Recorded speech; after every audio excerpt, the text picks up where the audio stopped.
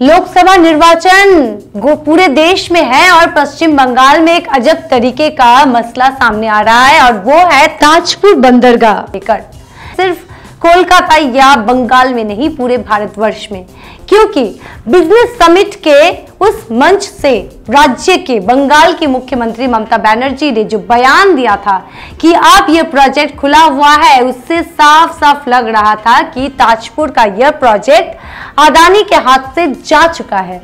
लेकिन फिर आया कुछ दिन बाद एक और मंत्री का बयान, शशि पाजा जी, राज्य की मंत्री, जो दिल्ली से उन्होंने अपना बयान दिया रविवार रात को कि नहीं, सब कुछ ठीक है।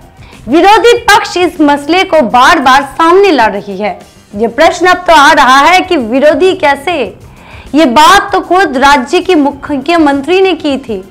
चलिए सबसे पहले आपको सुना दे कि मंत्री उन्होंने क्या कहा था इस मामले में। रविवार रात को शशि पाजा का बयान। Ministry of home affairs government of India একটা कंडीशनल सिक्योरिटी क्लियरेंस দিয়েছে এবং কিছু অবজারভেশনস করেছে।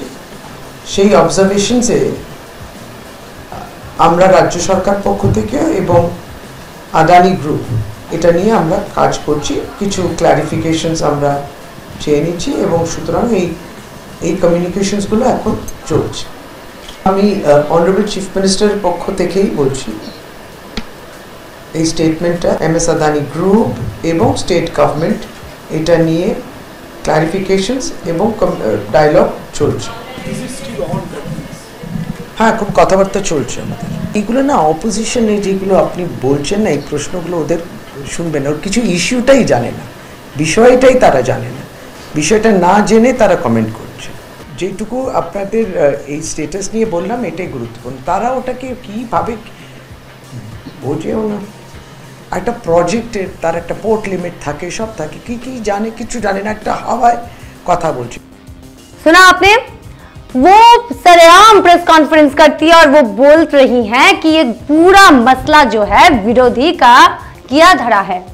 लेकिन ये क्वेश्चन तो हम करना चाहेंगे, मैडम, क्या ये सारे जो वितर्क है ये सामने आते अगर मुख्यमंत्री ने उस मंच से ये बात नहीं कही होती कि अब ताजपुर का प्रोजेक्ट है, ये ओपन है, और वो भी उन्होंने ऐसी एक जगह पे ये बात रखी जब उस कार्यक्रम में उपस्थित थे मुकेश अंबानी और दुनिया भर के जो बड़े बड़े जो टीम थी, जो प्रतिनिधियों का दल था, वो वहां पर मौजूद थे। चलिए सुना दे आपको कि ममता बनर्जी ने क्या बयान दिया था इस मामले में। Deep sea port at Tajpur that is ready. You can participate the tender and also you can, this will attract an investment about $3 billion US, means 25,000 crores. सुना आपने ममता बनर्जी का ये बयान, जिसके बाद चर्चा में आ गई थी ताजपुर बंदरगाह, जो अब किसके हाथ में है ये स्पष्ट नहीं है, क्योंकि बोला जा रहा था कि महुआ मोइत्र के जो पूरी कांड है वो वजह है राज्य सरकार, मतलब बंगाल की सरकार और अदानी के बीच का जो ये फासला आया है उस वजह से। पर अब तो आया है कुछ और ही बयान।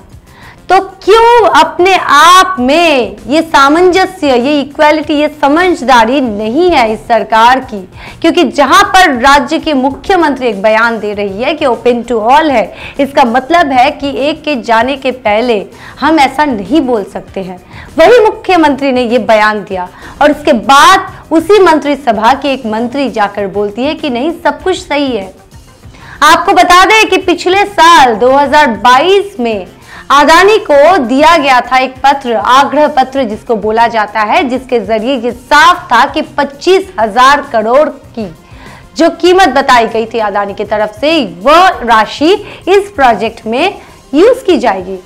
और इसके साथ ही बोला गया था कि राज्य के कई युवाओं को वहां नौकरी भी मिलेगी।